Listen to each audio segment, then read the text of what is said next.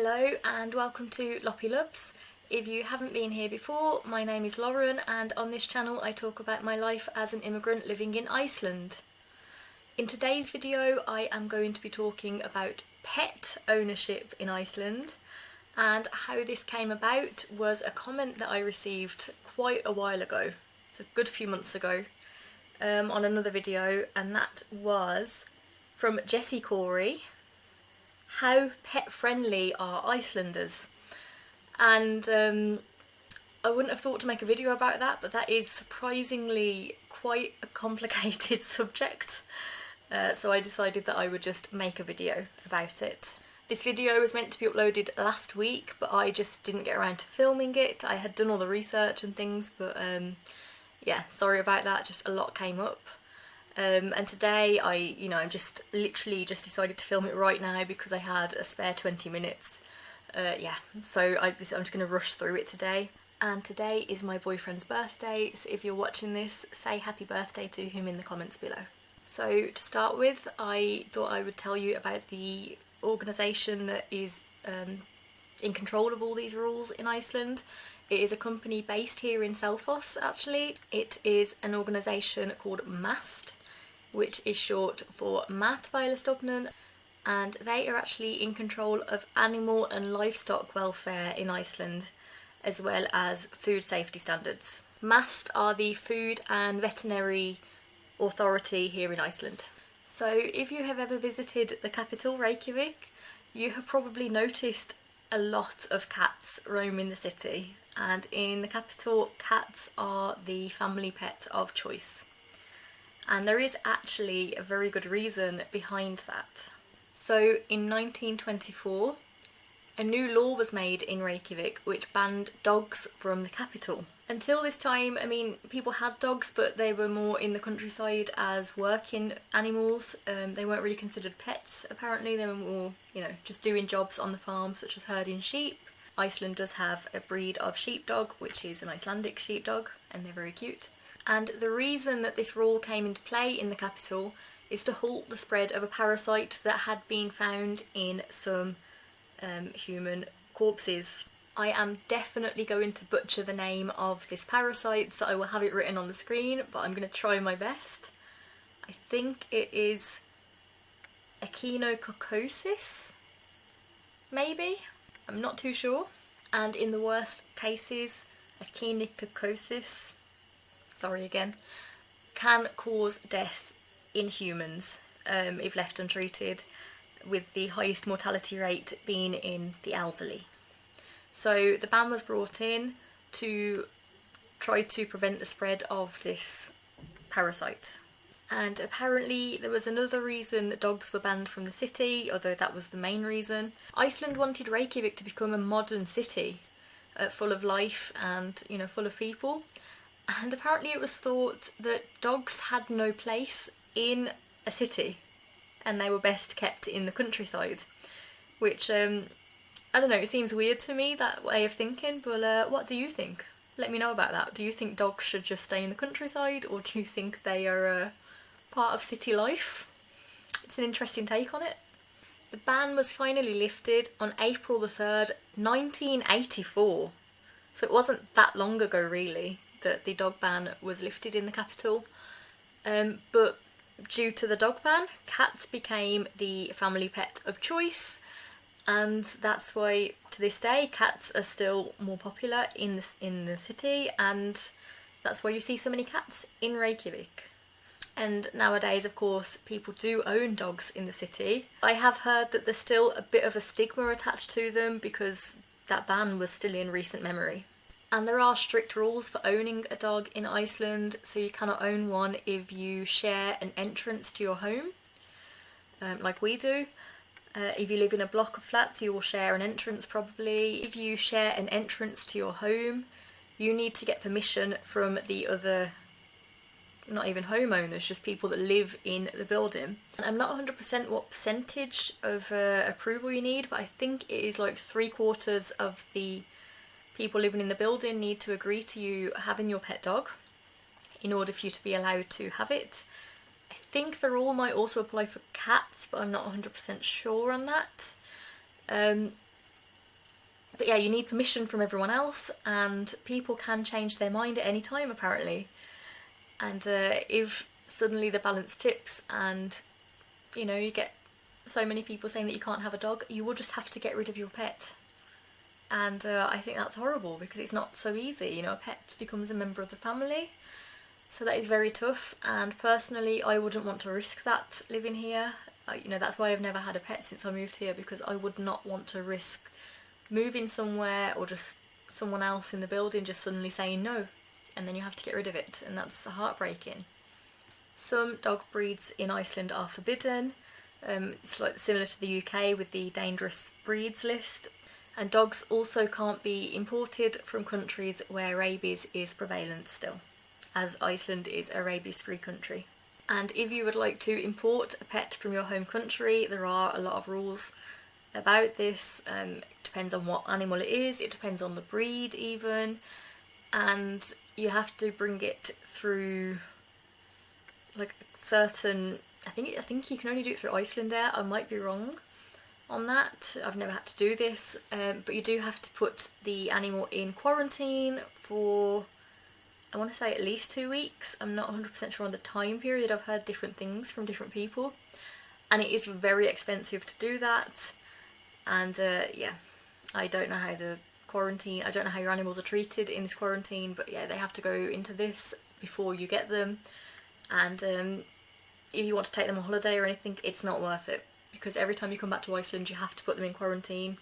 Don't bring your pet to Iceland unless you're going to move here permanently and you think it's worth it and that they will survive the journey and that they will be okay. But I wouldn't recommend it. It's very expensive. It's quite difficult to get a time slot as well, because you have to like time it all perfectly, and it's, yeah, I've heard it's a bit of a nightmare to do it. And going on from that rule about importing pets, if you take an Icelandic horse out of Iceland, it can never return back to the country. And Icelandic horses are the only breed allowed here. You can't import any horses, you can export them, but you can't bring them back to the country once they have been exported. And horse ownership is much more common here than it is in the UK. It is not as expensive as it is in the UK to own a horse and to look after a horse. Going on to cats, I guess, as we've just spoken about them a little bit. Cats are very popular, of course, in the capital, and you know, they're popular around the country as well, but Reykjavik is like the cat hotspot.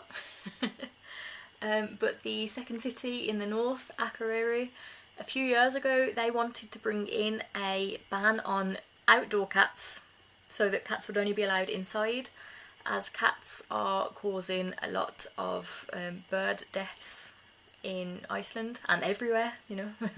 I think they do that all around the world, but in Iceland they were really affecting the ecosystem. So a couple of years ago Akureyri said that they wanted to bring in a ban on letting cats outdoors. I can't remember if it was a curfew, like a nighttime curfew, or just full ban on outdoor cats. I'll find an article and I'll link it for you. And there was uproar. As you can imagine, people were not happy about this, especially people that already had outdoor cats. They were like, well, what are we supposed to do? Akureyri said that they were going to give people 3 years to make their outdoor cat an indoor cat. And but eventually there was so much of a public outrage that Akureyri just cancelled the whole thing. So there is not going to be a ban coming into place anytime soon, I think. Next I'm going to talk about rabbits. So if you visited Iceland, you might have seen some wild rabbits. There are some in Reykjavik, we have them in Selfoss, they are in different places around the country. But one thing that is strange about our wild rabbits is that they are all different colours, which is what domestic rabbits are, those colours, not wild rabbits. And that is because they were originally domestic rabbits that have been released into the wild. As lovely as they are to see, they are not part of the ecosystem here. And there is actually an organisation in Reykjavik that are trying to save the wild rabbits that are in the capital region. And they give them vaccines, they get them checked over by a vet, and then they rehome them. But they actually can't find enough homes for the amount of rabbits they have, because of course rabbits breed like crazy. So yeah, so the wild rabbits were actually domestic rabbits, and I just thought it was interesting to include in the video, because the reason that we have a lot of rules in Iceland is to, you know, protect the ecosystems, protect humans. You know, these rules are all about protection, and that is an example of what could happen if people don't follow the rules. I mean, there was no rule on rabbits, you know, but that is an example. Like, someone released the rabbits into the wild and they kind of took over a little bit. And now I'm going to talk about the reptile ban here. In Iceland, you cannot own snakes, turtles or lizards due to salmonella. And what happened was that when the Teenage Mutant Ninja Turtles film came out in 1990, you know, turtles rose in popularity as a pet, of course. Some people that bought a turtle contracted salmonella from the turtle that they imported. Yeah, so they were banned. I think that there was an amount of lizards that Mast brought in a few years after, that they were going to like quarantine and potentially release like a small amount of these to the public because there was a demand for pets, like for reptiles. But I think what happened was that all of the reptiles tested positive for salmonella while they were in quarantine or for something else, and all of them had to be destroyed. So the tax money was spent on importing all of these reptiles that were then just destroyed anyway and never released to the market. I believe that there is still a few reptiles in Iceland under special circumstances. I think if you already had a reptile before the ban came into place and maybe bred it, you know, I'm not 100% sure on it. It's quite difficult to find information about that. But quite a lot of exotic animals are not allowed, such as tarantulas. And one last thing that I wanted to talk about, I wasn't sure if to put this in with the pets, but it is still an animal that you'd keep, it's more livestock, but I wanted to talk about beekeeping, because that's something that I personally want to do in the future. And can it be simple in Iceland? Of course not. So, to keep bees in Iceland, we don't have any native honeybees.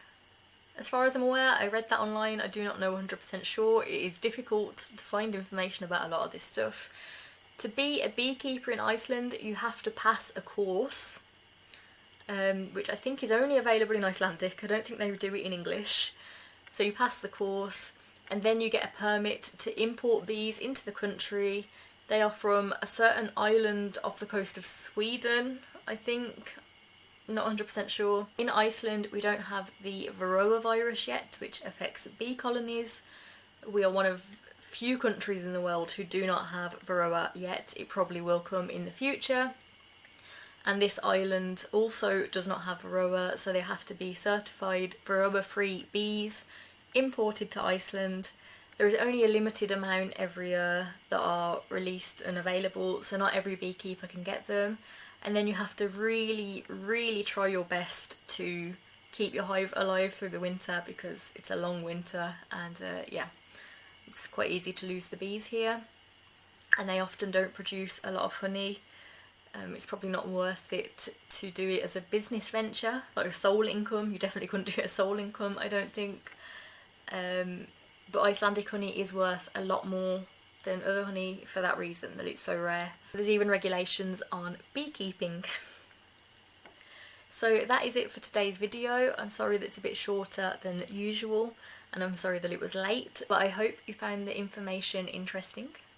I have a few video ideas that I will be working on soon, and I am trying my best to get them recorded as soon as possible. I'm probably going to do like a block recording session, and yeah, just try and get all the recording done in one go. I hope you have a lovely day, and I will see you in the next video. Bye!